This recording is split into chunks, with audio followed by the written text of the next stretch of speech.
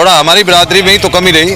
अगर हमारी बिरादरी में जाट में कमी ना होती तो दोनों MP होते। जाट मुस्लिम की दूरियां तो चौधरी अजीत सिंह ने उस दिन खत्म कर दी थी जिस दिन तबस्सुम का चुनाव कैराना पे जिताया था। उस दिन खत्म हो गई थी। उससे बाद में जाट मुस्लिम में दूरी कहाँ है। आदमपुर के मंदिर में शिवजी महाराज जी की मूर्ति खंडित कर दी और उस पर फिर धरना देकर बैठ गए। तो हिंदू मुस्लिम नहीं चलेगा। हिंदू उनसे बड़े हैं हम। अब की बार हम देखते हैं कि कैसा हिंदू मुस्लिम और कैसा वो मंदिर मस्जिद चलाते हैं। उनसे बड़े हिंदू हैं हम। साथ गठबंधन के प्रत्याशी राजपाल बालियान मौजूद है। जी विधायक जी, किस तरह की समर्थन मिल रहा है? माहौल बहुत अच्छा, चुनाव का माहौल बहुत अच्छा बन रहा है। क्षेत्र में बहुत उत्साह और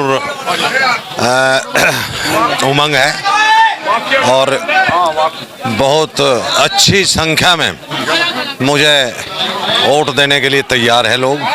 और ऐसा नहीं कि जाट मुस्लिम, जो हिंदूवादी वोट है, सैनी, ठाकुर, ब्राह्मण और जी प्रजापति, पाल, ये सब लोग मुझे वोट कर रहे हैं। मुद्दे क्या रहने वाले हैं इस बार?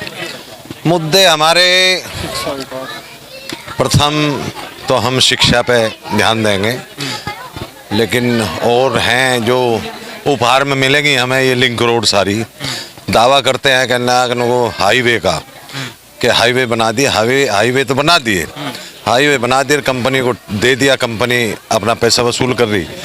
लेकिन क्षेत्र में ये सड़कों का क्या हाल है, लिंक रोड का क्या हाल है, वो आप देख रहे होंगे। तो उसके साथ साथ ये जो इनके नौजवानों को गुमराह किया, नौजवानों के कारण ही सरकार बनाई और नौजवान आज बर्बाद कर दिया, किसान आज बर्बाद कर दिया, आम आदमी आज बिजली से तबाह कर दिया। तो हमारी सरकार आई तो हमारे घोषणा पत्र में है 300 यूनिट तक बिजली फ्री करेगी। और प्राथमिकता हमने बिजली पे ली, जिससे बिजली आम आदमी की, जिस तरीके दिल्ली में बिजली केजरीवाल ने लोगों को फ्री बिजली दे रहे हैं, इसी तरीके से हम चाहे ट्यूबवेल की बिजली हो, चाहे वो नहर की आपासी हो, चाहे वो आम आदमी की ये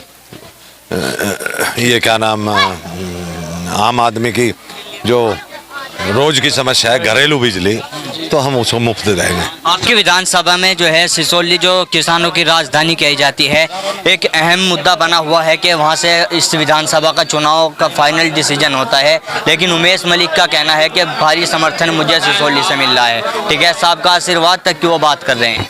टिकैत साहब का आशीर्वाद उसे मिला होगा तो मिल जाएगा, वो सामने आ जाएगा कि जो किसान 13 महीने किसानों को वहाँ बिठा के और आज नरेश टिकैत जी का वो आशीर्वाद चाहते हैं या राकेश टिकैत जी का आशीर्वाद चाहते हैं। 13 महीने उन्होंने पूरा किसान बर्बाद कर दिया। वहाँ 700 आदमी हमारे मारे गए और आप झूठा प्रचार कर रहे हैं कि हमें समर्थन भारतीय किसान यूनियन का है। और एक और छेड़ाछानी शुरू कर दी, मतलब यही नहीं, कल वहाँ आदमपुर के मंदिर में शिवजी महाराज जी की मूर्ति खंडित कर दी और उस पर फिर धरना देकर बैठ गए। तो हिंदू मुस्लिम नहीं चलेगा। हिंदू उनसे बड़े हैं हम। अब की बार हम देखते हैं कि कैसा हिंदू मुस्लिम और कैसा वो मंदिर मस्जिद चलाते हैं। उनसे बड़े हिंदू हैं हम टिक्के वाले हिंदू नहीं। हम जन्मजात से हिंदू है और परमेश्वर को याद रखते हैं, परमेश्वर की पूजा करते हैं, लेकिन टिक्के पे ज़्यादा विश्वास नहीं करते। जिस तरह से 2013 दंगे के बाद जाट और मुस्लिमों के बीच जो दूरियां बताई जा रही थी, लेकिन आंदोलन के चलते जिस तरह से टिकैत साहब का भी कहना है कि जो दूरियां बनी हुई थी वो खत्म हो गई हैं, तो उसका कितना लाभ आपको मिलने वाला है? जो जाट और मुस्लिम की एकता, जाट और मुस्लिमों में जो दूरियां, जाट मुस्लिम की दूरियां तो चौधरी अजीत सिंह ने उस दिन खत्म कर दी थी जिस दिन तबस्सुम का चुनाव कैराना पे जिताया था। उस दिन खत्म हो गई थी। उससे बाद में जाट मुस्लिम में दूरी कहाँ है?